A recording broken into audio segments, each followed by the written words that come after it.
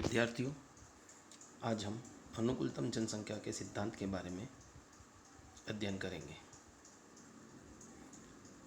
19वीं शताब्दी के आरंभ के लेखकों को सामान्यतः ये विश्वास था कि उत्पादक उद्योगों में स्थिर अथवा वर्धमान प्रतिफलों का नियम लागू होता है, जबकि खनन उद्योगों में प्राविधिक प्रगति के बावजूद लागतों में वृद्धि हो जाती है। 19वीं शताब्दी के अंत तक यह स्वीकार किया जाने लगा कि यदि अन्य बातें समान रहें तब प्रति श्रमिक उत्पादक उद्योगों तथा खनन उद्योगों दोनों ही प्रकार के उद्योगों में श्रमिकों तथा साधनों के एक निश्चित अनुपात के पश्चात उत्पादन घटने लगता है। यह अनुभव किया गया कि सामान्य अन्य बातें समान नहीं रहती हैं।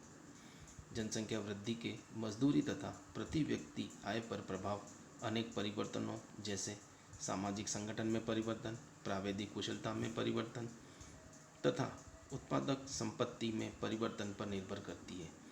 इन तत्वों में परिवर्तन जनसंख्या वृद्धि के परिणाम स्वरूप अथवा स्वतंत्र रूप से इस प्रकार हो सकते हैं जिससे कि हासमान प्रतिफल की प्रवृत्ति संतुलित हो जाए अथवा न रहे।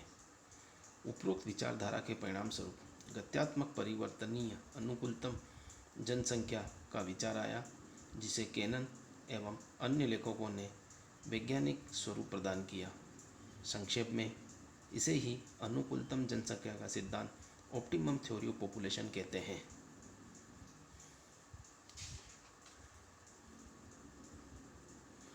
अनुकूलतम जनसंख्या सिद्धांत की मान्यता है। अनुकूलतम जनसंख्या सिद्धांत निम्नलिखित प्रमुख मान्यताओं पर आधारित है। पहली, जिस अनुपात में जनसंख्या में वृद्धि होती है उसी अनुपात में कार्यशील जनसंख्या में भी वृद्धि होती है। दूसरा, एक बिंदु के पश्चात उत्पत्ति ह्रास नियम लागू हो जाता है। तीसरा, श्रमिक के औसत उत्पादन में परिवर्तन के साथ साथ प्रति व्यक्ति आय में भी परिवर्तन होते हैं, अर्थात यदि श्रमिक का औसत उत्पादन बढ़ता है तो प्रति व्यक्ति आय में भी वृद्धि हो जाती है, और यदि श्रमिक के औसत उत्पादन में कमी आ जाती है तो परिणाम स्वरूप प्रति व्यक्ति आय भी घट जाती है।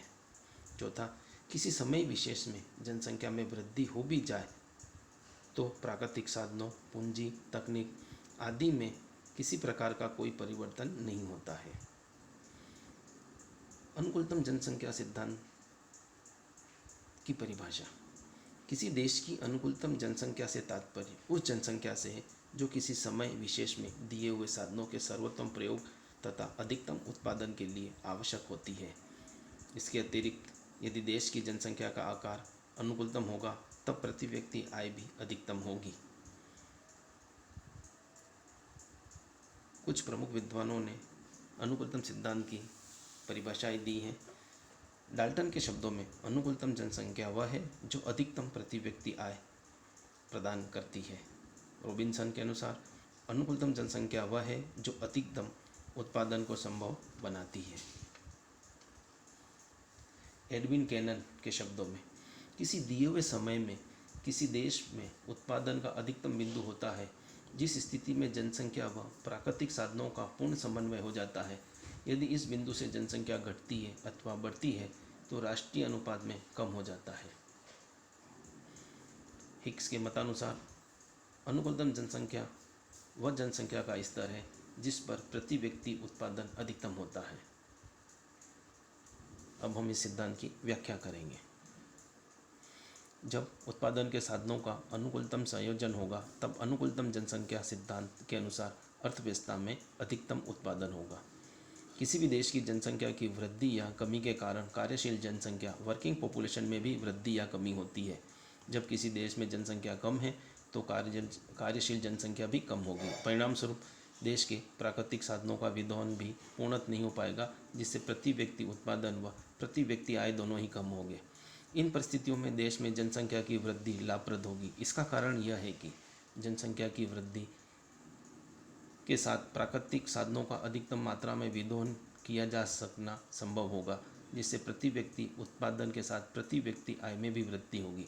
जनसंख्या बढ़ते बढ़ते एक ऐसी स्थिति आ जाएगी जबकि उत्पादन के साधनों का अनुकूलतम संयोजन हो जाएगा।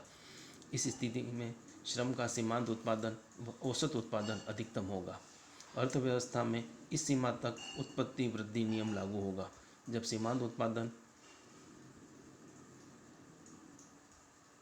औसत उत्पादन के बराबर हो जाएगा तब उत्पत्ति समय सीमा लागू होने लगता है। यदि जनसंख्या इस स्थिति के बाद भी बढ़ने लगती है तो उत्पादन के साधनों का अनुकूलतम संयोजन कायम नहीं रह पाता है, जिसके परिणामस्वरूप जनसंख्या की वृद्धि के साथ ही सीमांत उत्पादन तथा औसत उत्पादन घटने लगता है। दूसरे शब्दों में उत्पत्ति ह्रास नियम लागू होने लगता है।